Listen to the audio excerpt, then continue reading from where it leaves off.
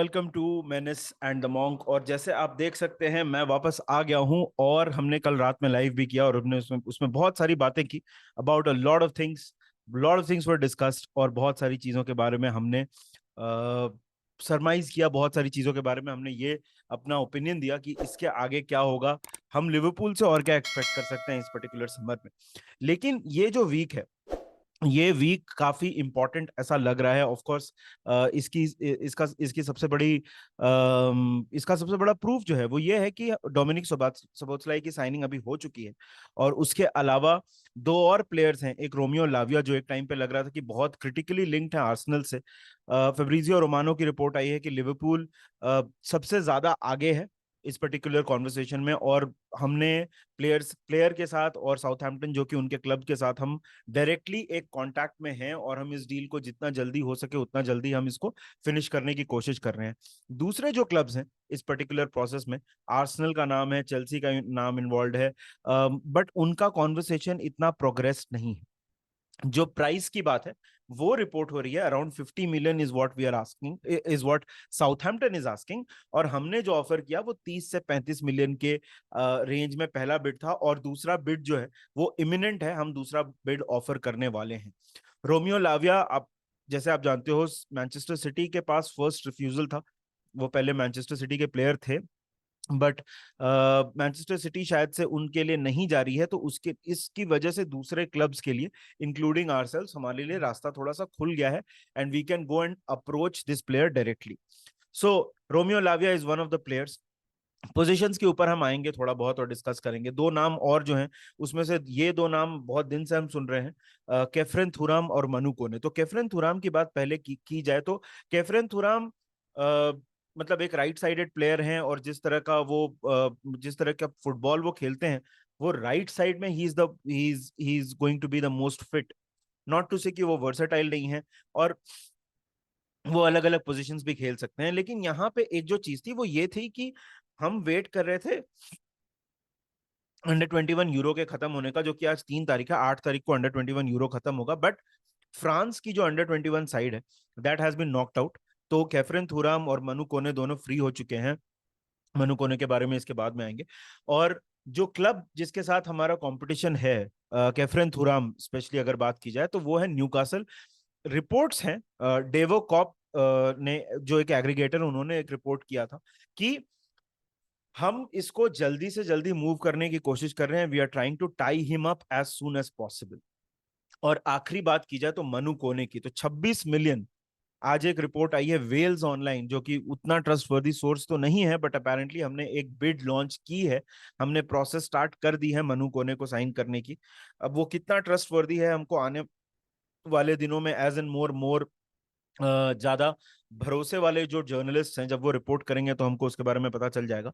लेकिन इसमें डिफरेंस ये है कि मनु कोने is a defensive minded player. और अब हम थोड़ा पोजीशंस की बात करेंगे तो सबोत्सलाई के साइन करने से, जैसे हमने कल के लाइव में भी बहुत डिटेल में बात की कि यार देखो, अगर आप सबोत्सलाई को देखो, अगर आप एलेक्सिस मैकएलिस्टर को देखो, ये दोनों, हम जिस तरह के प्लेयर्स पिछले खास करके यर्गन क्लॉप के अंडर हमने जिस तरह के प्लेयर देखे हैं उनसे बहुत अलग मिडफील्डर्स हैं, उनकी क्वालिटीज बहुत ज्यादा अलग हैं। इन दो प्लेयर्स की, खास अभी जो ऑफिशियल हो चुके हैं मैं उनकी बात कर रहा हूँ। ऑब्वियसली जो बाद में आएंगे उनकी बात अलग है। तो मुझे ऐसा लगता है राइट साइड पे अगर आप देखो सबोस्लाई फिट हो सकते हैं, राइट विंग पे तो ऑब्वियसली मोहम्मद साला खेलेंगे। ट्रेंट का रोल शायद से थोड़ा हाइब्रिड वाला हमको फिर से कंटिन्यू होते हुए देखने को मिलेगा। तो मुझे इस टाइम पे ऐसा लगता है कि हमको एक डिफेंसिव माइंडेड प्लेयर की ज्यादा जरूरत है और लॉजिकली स्पीकिंग हम उस तरह के प्लेयर के लिए जाएंगे। तो इसमें कौन फिट होता है? मनु कोने अगर आप सोचो तो ये पूरे पूरे पूरे सिस्टम में जो आप हम अभी सोच रहे हैं उसमें ज्यादा फिट होते हैं। इवन रोमियो लाविया ज्यादा फिट होते हैं क्योंकि ये डिफेंसिव माइंडेड प्लेयर है। केफरन थुराम बिल्कुल वो पोजीशन खेल सकते हैं बट वो उनकी प्रेफर्ड पोजीशन नहीं है, पर केफरन थुराम राइट में खेलते हैं।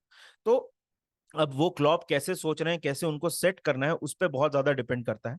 और लास्ट में बात की जाए एक डिफेंडर की, तो एक डिफेंडर की हमको बहुत ज्यादा जरूरत है। हालांकि मतलब जिस तरह से हम खेल रहे हैं, खास करके अगर हम ट्रेंट को उसी रोल में देखें जो जिस तरह से उन्होंने पिछला सीजन एंड किया था, तो ट्रेंट को हम नहीं देखेंगे बहुत ज्यादा टू वो ही विल प्ले सेंट्रली और एटलीस्ट अपना अटैकिंग इनपुट जो है वो सेंट्रली ही प्रोवाइड करेंगे। तो वैसे में हमको राइट पे एक प्लेयर की जरूरत पड़ेगी जो सेंटर बैक भी खेल लें और शायद राइट में थोड़ा ड्रिफ्ट कर जाए, जो रोल हम अभी कोनाटे से करा रहे हैं।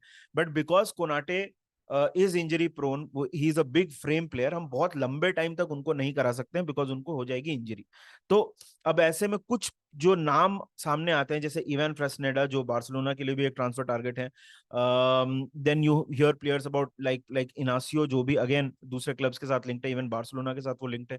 तो अभी बहुत ज्यादा नाम तो डिफेंस में नहीं आया है, बट मैं एक चीज डेफिनेटली बोलूंगा कि हमको एक डिफेंसिव प्लेयर, एक डिफेंसिव एबिलिटी वाला प्लेयर साइन करने की बहुत ज्यादा जरूरत है, क्योंकि that will provide us that stability जिसमें ट्रेंट अपने नए रोल में एक्सेल कर पाए। क्योंकि अगर आप कोनाटे से वही कराते रह जाओगे तो then you are risking injury, और फिर कोनाटे का फॉल बैक इज उसके वैन डाइक हैं उनके साथ खेलने वाले, बट उनका अगर आप बैकअप देखोगे तो Matip, Joe Gomez, Nat Phillips, Matip again I have my questions, Joe Gomez injury के बाद सेम प्लेयर नहीं है, Nat Phillips will most likely leave the club. तो आपको एक वहां पे बहुत बड़ा गैप क्रिएट होते हुए दिखता है।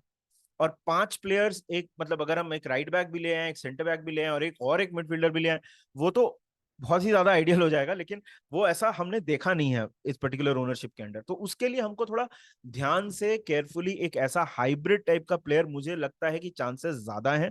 अब वो कौन सा प्लेयर होगा, नाम तो देखिए मैंने सोशल मीडिया पे उतना नहीं पढ़ा है कि we are heavily linked with anyone. कुछ दिन पहले तक बेंजामिन पवार्ड की लिंक आई थी, जो कि प्रोफाइल के हिसाब से it makes sense, but again if you look at the kind of वो तो रिपोर्ट डिसमिस हो गई थी। बट जैसे हमने कल बोला ना कि ये क्वाइट पॉसिबल है कि हम एक ऐसे प्लेयर को लेके आए जो बहुत ज्यादा नाम नहीं है, बहुत ज्यादा फेमस नहीं है, बहुत ज्यादा हाइप नहीं है, वैसे वैसा भी प्लेयर आ सकता है।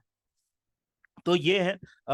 बट यस, अगला जो ये वीक है ये लिवरपूल के लिए बहुत ही ज्यादा क्रिटिकल है, बहुत ही ज्यादा इंपॉर्टेंट वीक है, और ऐसा लग रहा है कि मूवमेंट क्लोज है। तो we should not lose the momentum. जिस स्पीड में हमने सबोत्सलाई की साइनिंग कंप्लीट की, उसी स्पीड में I hope we go ahead and complete the other targets, because by God we need some reinforcements, और हम एक और सीजन चैंपियंस लीग के बाहर अफोर्ड नहीं कर सकते हैं। तो we have to go ahead and look at our targets. आप लोग बताइए कमेंट सेक्शन में आपको क्या लगता है, which are the players that Liverpool should go after.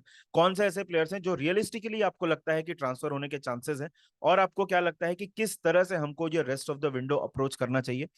Videos तो हम यहाँ पे बनाते रहेंगे, और अगर आपने अभी तक वीडियो को लाइक नहीं कर दिया है तो लाइक कर दीजिए। अगर आपने चैनल को सब्सक्राइब नहीं किया है तो गो ahead and hit the subscribe button. Until then, take very good care of yourselves. We'll see you very, very soon. And remember one thing, up the Reds.